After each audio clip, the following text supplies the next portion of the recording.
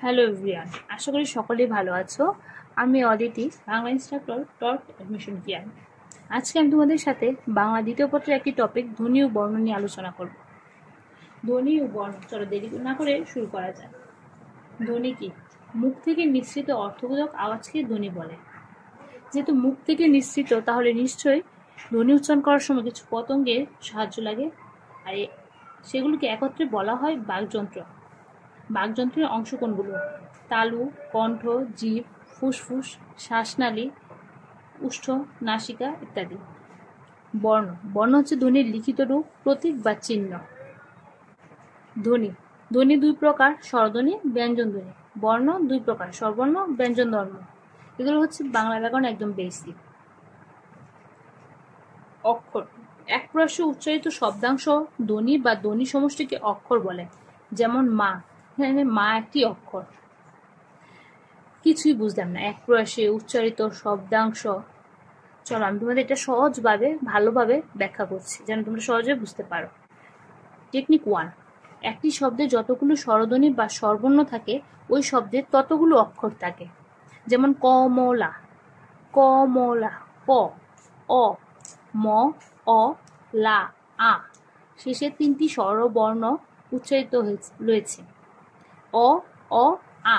তাহলে কমলাতে কতগুলো অক্ষর রয়েছে? 3টি। একইভাবে বাংলাদেশ, বা, লা, দেশ। তাহলে বাংলাদেশ শব্দে কতগুলো অক্ষর রয়েছে? 3টি। Technique 2, bowel. আমরা জানি ইংলিশে বাওয়েল 5টি, এ, ই, আই, ও, ইউ। মামা, যখন আমরা মামাকে ইংলিশে লিখব মামা, এ, এ, 2টি বাওয়েল রয়েছে। তাহলে মামা শব্দে কতটি অক্ষর রয়েছে? 2টি। মা, এ, 1টি। তাহলে অক্ষর কয়টি এখানে? 1টি। একইভাবে বাবা, যখন আমরা লিখি বা, বা, এ, এ, তাহলে এখানে কয়টি বাওয়েল রয়েছে? 2টি। তাহলে বাবা শব্দে কতটি অক্ষর রয়েছে? 2টি। সহজ। অক্ষর দুই প্রকার, মুক্তাক্ষর, বদ্যাক্ষর। মুক্তাক্ষর মানে কি? শেষে স্বরধ্বনি থাকবে, বদ্যাক্ষর শেষে ব্যঞ্জন ধ্বনি থাকবে। উদাহরণের সাহায্যে সহজ করব ব্যাপারটা। বাংলা, বাং। এখানে যদি বলা হয় বাং, এটা কি মুক্তাক্ষর না বদ্যাক্ষর? বাং শেষে স্বরধ্বনি উচ্চারিত হয়নি বা স্বরধ্বনি নেই, তাহলে এটি কি হবে? বদ্যাক্ষর। লা, আ, শেষে কি রয়েছে? স্বরধ্বনি, তাহলে সেটি হবে মুক্তাক্ষর। নিচের কোনটিতে স্বরান্ত অক্ষর রয়েছে? স্বরান্ত অক্ষর, স্বরান্ত অক্ষর মানে কি? আমরা তো এতক্ষণ পড়লাম মুক্তাক্ষর, বদ্যাক্ষর, স্বরান্ত অক্ষর। ভাঙ্গ, স্বরান্ত মানে স্বরযু অন্ত, মানে কি? মুক্তাক্ষর। স্বর মানে শেষে কি হয়? স্বর থাকে, আর শেষে স্বর থাকলে কি, স্বরধ্বনি থাকলে কি হয়? মুক্তাক্ষর। জল, হাত, মুখ, শেষে স্বরধ্বনি আছে না নেই? আশা, আ, শেষে স্বরধ্বনি রয়েছে, তাহলে আশা কি হবে? স্বরান্ত অক্ষর। যদি প্রশ্ন করা হয় বাংলা ভাষায় মোট বর্ণ কয়টি, আমরা সকলেই বলতে পারবো 50টি। কিন্তু যদি প্রশ্ন করা হয় বাংলা ভাষায় সরল বর্ণ বা অসংযুক্ত বর্ণ কয়টি, তাহলে 99% স্টুডেন্ট ভুলটা করবে। মোট বর্ণ, সরল বর্ণ বা অসংযুক্ত বর্ণ একই কথা। কয়টি? 50টি। বাংলা বর্ণমালায় স্বরবর্ণ কয়টি? 11টি। ব্যঞ্জন বর্ণ 39টি। কিন্তু স্বরবর্ণ আর স্বরধ্বনি কিন্তু এক বিষয় না। স্বরবর্ণ 11টি, কিন্তু স্বরধ্বনি বা মৌলিক স্বরধ্বনি 7টি। অ, আ, ই, উ, এ, উ, এ। আর মৌলিক স্বরবর্ণ কয়টি? 6টি। অ, আ, ই, উ, এ, উ। এ, এটা মৌলিক স্বরধ্বনি, কিন্তু অলিখিত মৌলিক স্বরধ্বনি। কেননা আমরা খাতা কলমে এই লিখি না, আমরা উচ্চারণের সময় বলি এ, কিন্তু লিখি না, তাই এটা হয় অলিখিত মৌলিক স্বরধ্বনি। যদি প্রশ্ন হয় অলিখিত মৌলিক স্বরধ্বনি কয়টি, তাহলে হবে 1টি, এ। স্বরবর্ণের সংক্ষিপ্ত রূপ কার? ব্যঞ্জন বর্ণের সংক্ষিপ্ত রূপ ফলা।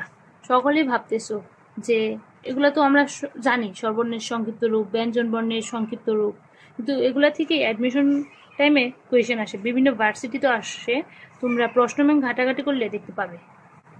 যৌগিক স্বরধ্বনি।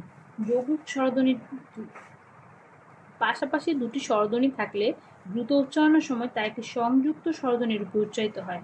অর্থাৎ একসঙ্গে দুটি মিলিত স্বরধ্বনিকে যৌগিক স্বরধ্বনি বা দ্বি-স্বরধ্বনি বা সান্ধ্যাক্ষর বলা হয়। বাংলা ভাষায় যৌগিক স্বরধ্বনির সংখ্যা 25টি। যৌগিক স্বরবর্ণ কয়টি? 2টি।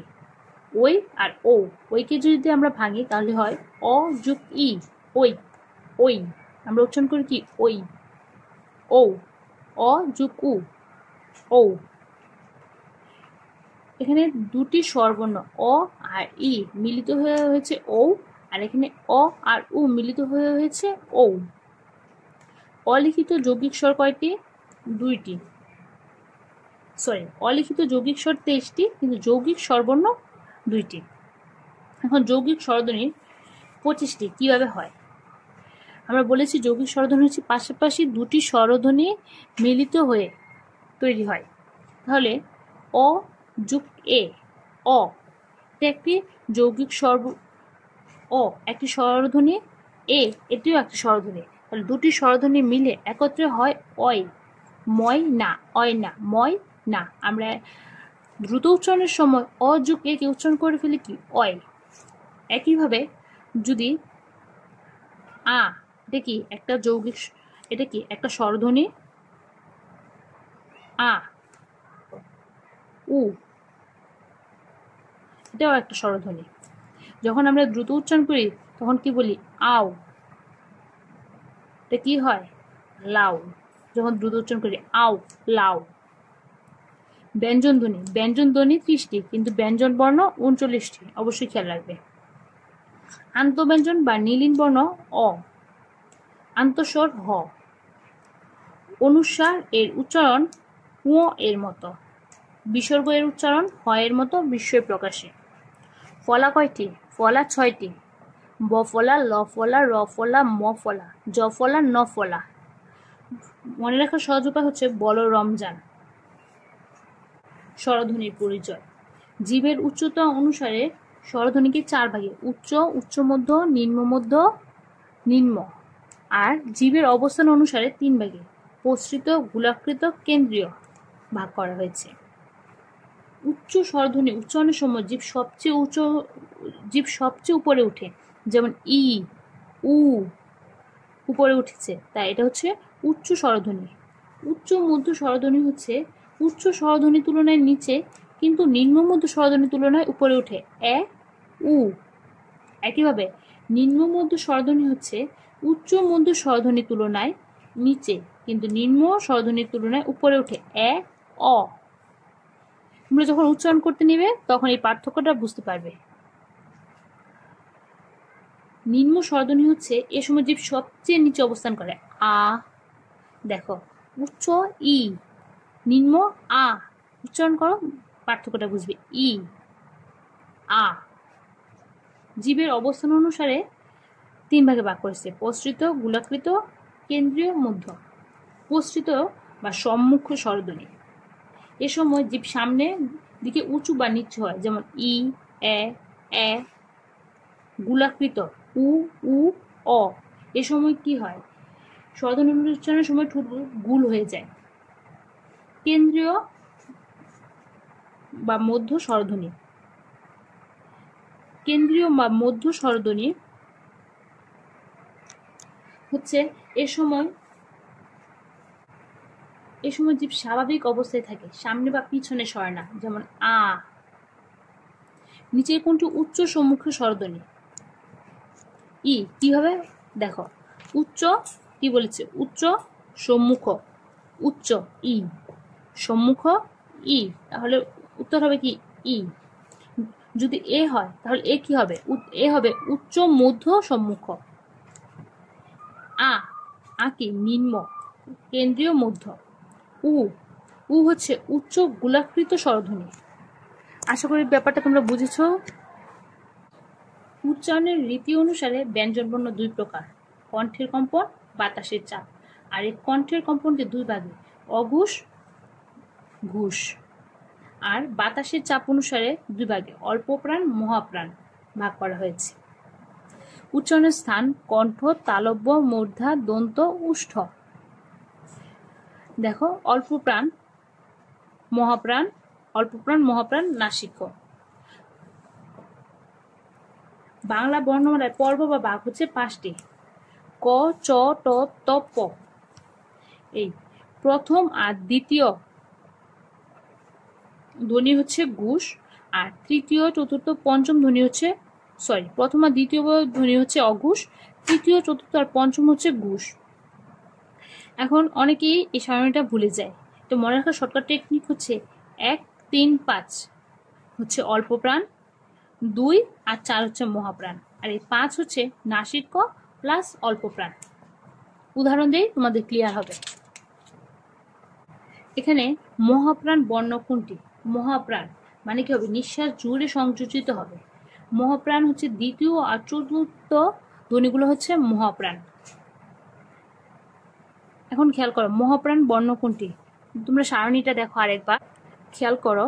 জ হচ্ছে চতুর্থ মহাপ্রাণ, চতুর্থ সারণীতে রয়েছে, যা হচ্ছে তাহলে মহাপ্রাণ। তাহলে আনসার কি হবে? জ। কোনটি নাসিক্য? নাসিক্য পড়েছি পঞ্চম সারি যেটা থাকে সেটা হচ্ছে নাসিক্য বা অল্প প্রাণ। তাহলে ঔ, ম, জ, অন্তঃস বা হ কোনটি হবে নাসিক্য? ম হবে নাসিক্য। নাসিক্য ধ্বনিগুলোর খেয়াল রাখবে, নাক দিয়ে বাতাস বের হয়। যখন তুমি হ উচ্চারণ করো তখন কি তোমার নাক দিয়ে বাতাস বের হয়? না। ও না, ম তখন নাক দিয়ে বাতাস বের হয়। তাহলে নাসিক্য ধ্বনি কোনটি? ম। অল্প প্রাণ ঘোষ ধ্বনির উদাহরণ কোনটি? অল্প প্রাণ তার মানে কি হবে? নিঃশ্বাসটা জুড়ে সংযোজিত হবে না, মানে জুড়ে বের হবে না। যদি নিঃশ্বাস জুড়ে বের হয় তাহলে হবে মহাপ্রাণ। জ, আমরা যখন উচ্চারণ করি তখন কি হয়? নিঃশ্বাসটা আস্তে বের হয়, জ। তাহলে অল্প প্রাণ ঘুষ, সাথে দেখা যায় অল্প প্রাণ ঘুষ দিয়ে দিয়েছে, তোমাদের খেয়াল রাখতে হবে। ঘুষ, ঘুষ কোনগুলো? ঘুষ হচ্ছে 3, 4, 5 সারণীতে যা রয়েছে তা হচ্ছে ঘুষ, আর এর মধ্যে হচ্ছে 5, আর 3, 4, 5-এর মধ্যে অল্প প্রাণ রয়েছে 3 আর 5-এর মধ্যে। তো 3 জ আমরা চ বর্গের ভাগ করি, চ, ছ, জ, ঝ, ইয়, ঝ এটা পরে অল্প প্রাণে, আবার ঘুষেও পড়ে। তাহলে অল্প প্রাণ ঘুষ ধ্বনির উদাহরণ কোনটি হবে? জ। দেখো, চ, ছ, জ, ঝ, ইয়। ঘুষ কোনগুলো? 3, 4, 5। তাহলে আমাদের কাজ কি এই তিনটার মধ্যে? তাহলে এটা যদি অল্প প্রাণ হয় এটা মহাপ্রাণ, এটা অল্প প্রাণ, এটা মহাপ্রাণ। তাহলে এটা তো অল্প প্রাণ পড়লাম, তাহলে এটা ঘুষেও পড়েছে, অল্প প্রাণেও পড়ছে, তাহলে উত্তর হবে জ। অনুস্বার্থবাদী থাকে থ। থ কোন থ লিখি আমরা? ত, থ। দেখো থটা কি শেষে পড়ে? থটা এসে পড়ে অঘুষে, তাহলে এটা তো অবশ্যই হবে না। ক্রস ড, ডটা ট, ঠ, ড, ঢ মূর্ধন্য। দেখো এটা অঘুষে পড়েছে, 3, 4, 5-এর মধ্যে পড়েছে ঢ, কিন্তু এটা অল্প প্রাণ, এটা মহাপ্রাণ, এটা পড়েছে মহাপ্রাণ। যদি বলতো মহাপ্রাণ ঘুষ ধ্বনির উদাহরণ কোনটি, তাহলে তো ঢ। যেহেতু এটা বলেছে অল্প প্রাণ, তার উত্তর হবে জ। আশা করি তোমরা বুঝেছ। ম ধ্বনির স্বরূপ কোনটি? ম উষ্ঠ, অঘুষ, নাসিক্য, উষ্ঠ, ঘুষ, মহাপ্রাণ, উষ্ঠ, ঘুষ, নাসিক্য, উষ্ঠ, ঘুষ, অল্প প্রাণ। ম, ম অবশ্যই আমরা জানি এটা হবে নাসিক্য। তাহলে এই দুটি অপশন প্রথমে বাদ পড়ছে না, সরি, তাহলে দুটি অপশন প্রথমে বাদ পড়ছে। নাসিক্য রয়েছে কি ক আর গতে, তাহলে এখানে নাসিক্য আছে। ম উষ্ঠ সাহায্যে লাগে, তাহলে উষ্ঠ, কিন্তু এটা ঘুষ না অঘুষ। নাসিক্য যেহেতু পঞ্চম বর্ণ, তাহলে সেটা হচ্ছে ঘুষ।